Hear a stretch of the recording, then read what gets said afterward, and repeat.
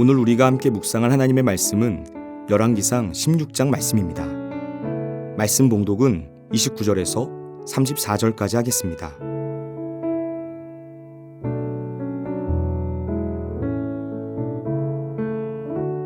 유다의 아사왕 제38년에 오므리의 아들 아합이 이스라엘의 왕이 되니라.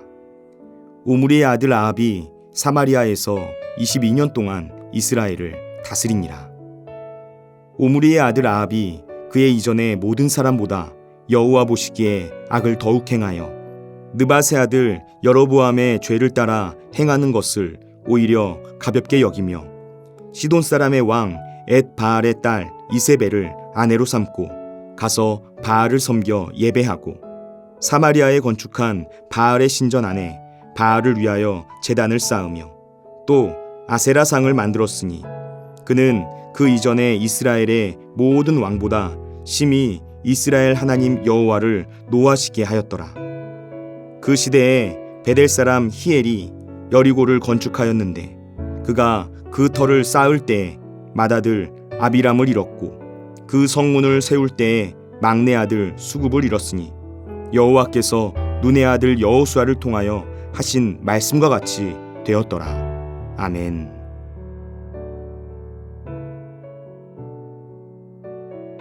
신앙이란 내 마음의 중심에 하나님이 오셔서 그 하나님께서 나를 다스리시는 왕이 되는 것을 뜻합니다.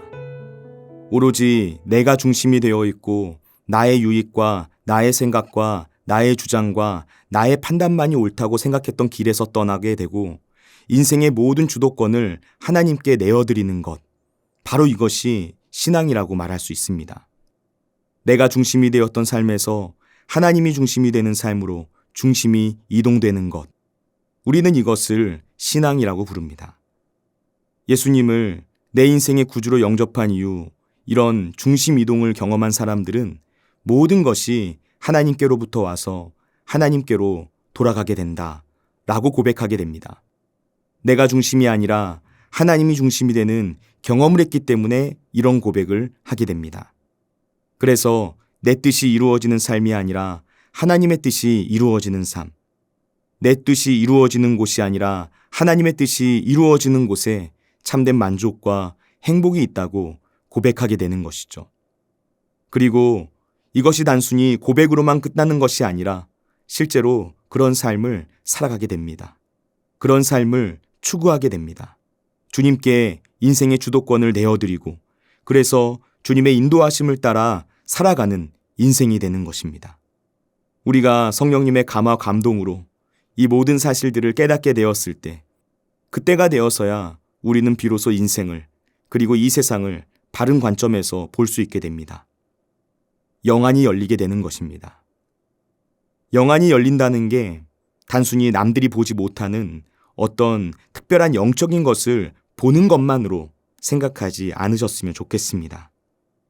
영안이 열린다는 것, 영적인 눈이 열리게 된다는 것, 무엇을 의미하는 말입니까? 우리의 시각과 시선이 바뀌게 되는 것입니다. 진짜 복이 무엇인지를 알게 되는 것입니다. 예전에는 그냥 세상에서 남들보다 더 성공하게 되면 그게 복인 줄 알았습니다. 내가 원하고 바라는 일이 이루어지면 그게 복인 줄 알았습니다.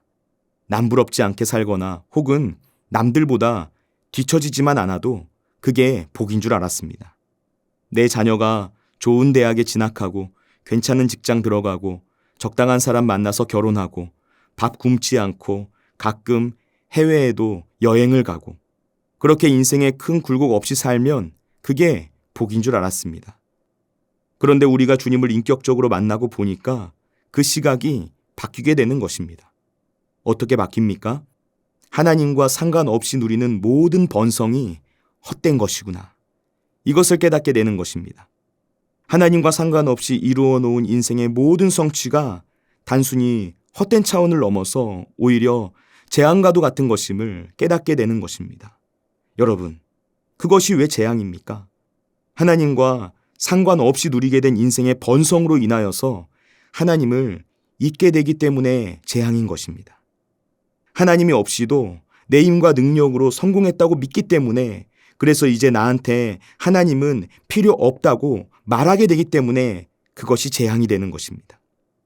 하나님을 떠났는데도 인생에 큰 문제나 어려움이 없다는 이유로 나중에는 하나님의 존재 자체까지도 부정하게 되기 때문에 그것이 재앙인 것입니다. 그래서 하나님과 상관없이 누리는 모든 번성은 재앙이 됩니다. 그리고 이 모든 것을 깨닫고 알아서 볼 수 있게 된 바로 그 사람은 영안이 열린 사람입니다. 여러분, 오늘 우리가 읽은 말씀을 보면 이 사실이 더 명확해집니다. 오늘 말씀에는 북이스라엘의 왕 중에서 두 사람의 이름이 등장합니다. 29절 말씀을 보시면 유다의 아사왕 제38년에 오므리의 아들 아합이 이스라엘의 왕이 되니라 라고 말하는데요. 먼저 오므리라는 왕의 이름이 나오고요. 오므리의 뒤를 이어서 왕위를 잇게 된 아합이라는 이름이 나옵니다.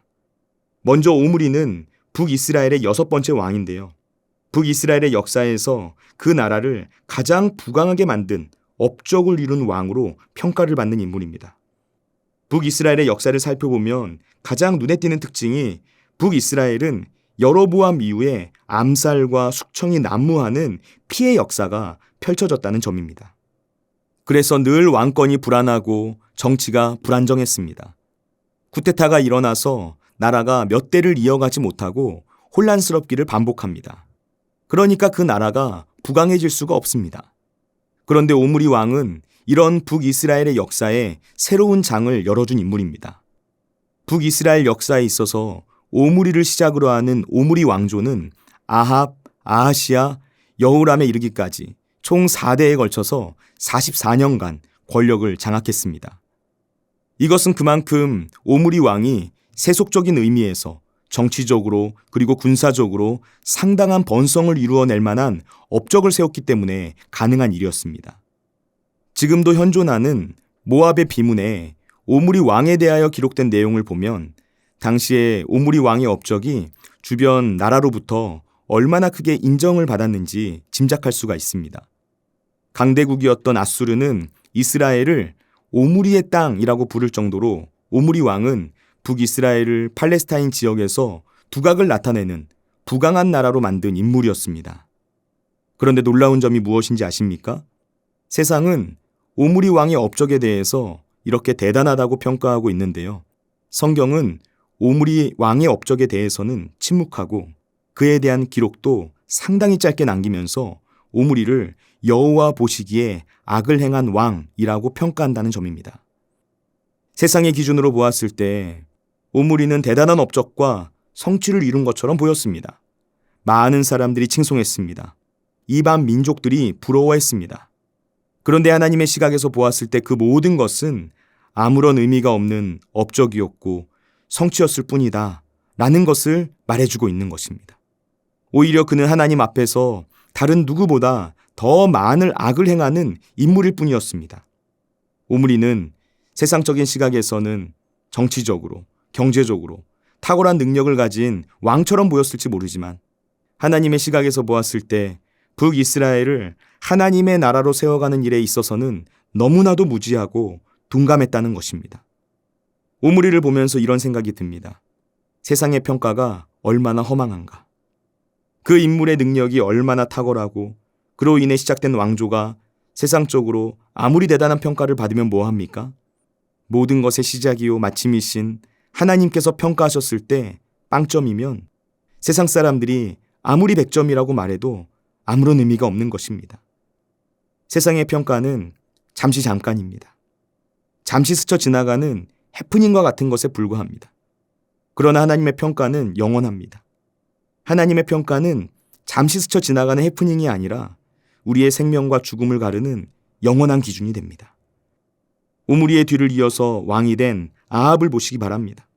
아합은 오므리가 일궈놓은 왕조를 이어받아서 큰 번성을 누렸습니다.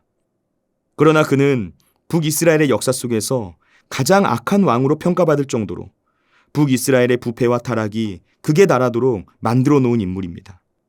오늘 본문 30절에서 33절까지 말씀을 보면 아합 왕이 지은 죄가 무엇인지 아주 자세하게 기록해 놓고 있습니다. 30절에서 그의 이전의 모든 사람보다 여호와 보시기에 악을 더욱 행하였다 라고 말을 했고요. 31절에서 여로보암의 죄를 따라 행하는 것을 오히려 가볍게 여길 정도였다라고 말합니다. 그리고 북이스라엘의 수도 사마리아에 바알의 신전과 제단을 세워서 예배하고 아세라상을 만들기도 했습니다. 그러면서 마지막으로 33절 말씀에서 이런 아합 왕의 행적을 평가하면서 그 이전에 이스라엘의 모든 왕보다 심히 이스라엘 하나님 여호와를 노하시게 하였더라 라고 기록하고 있습니다. 나라는 점점 더 부강해져 갔을지 모르지만 하나님과는 점점 더 멀어지고 있었다는 것입니다. 세속적으로는 안정적인 상황이 되었을지 모르지만 신앙적으로는 오히려 거꾸로 가고 있었다는 것이죠. 여러분, 오늘 말씀을 묵상하면서 우리가 기억해야 할 것은 이것입니다. 우리가 세상에서 아무리 대단한 것을 얻은 것처럼 보여도 그 인생에 하나님을 잃어버렸다면 모든 것을 다 잃은 것입니다. 하나님의 말씀이 들리지도 않고 기억되지도 않는 시대의 번성은 다 헛된 것입니다. 하나님을 잊어가면서 얻게 된 번성은 개인에게 있어서도 그리고 나라와 민족에 있어서도 축복이 아니라 재앙이라는 것입니다. 기도하겠습니다. 우리를 사랑하시는 하나님 아버지, 세상의 시각이 아닌 하나님의 시각으로 모든 것을 바라볼 수 있도록 인도하여 주옵소서. 영원한 것을 갈망하며 참된 진리요 생명이신 우리 주 예수 그리스도 한 분만을 바라보며 살아가게 하옵소서. 오늘 말씀을 통하여 하나님 없는 번성이 헛된 것임을 다시 한번 깨닫게 되었습니다. 이 세상에서 아무리 대단한 것을 얻었어도 하나님을 잃어버렸다면 모든 것을 다 잃은 것임을 알게 되었습니다. 주님, 다른 것을 다 잊어도 주님을 잊지 않게 하여 주옵소서. 다른 것을 다 잃어버려도 하나님만은 잃어버리지 않도록 인도하여 주옵소서. 주님께서 부르신 부르심의 상을 향하여 끝까지 힘차게 달려갈 수 있는 믿음의 삶을 살아가게 하옵소서. 오늘도 우리와 함께 하시는 예수님의 이름으로 기도드립니다. 아멘. 하늘에 계신 우리 아버지, 아버지의 이름을 거룩하게 하시며 아버지의 나라가 오게 하시며 아버지의 뜻이 하늘에서와 같이 땅에서도 이루어지게 하소서. 오늘 우리에게 일용할 양식을 주시고 우리가 우리에게 잘못한 사람을 용서하여 준 것 같이 우리 죄를 용서하여 주시고 우리를 시험에 빠지지 않게 하시고 악에서 구하소서. 나라와 권능과 영광이 영원히 아버지의 것입니다. 아멘.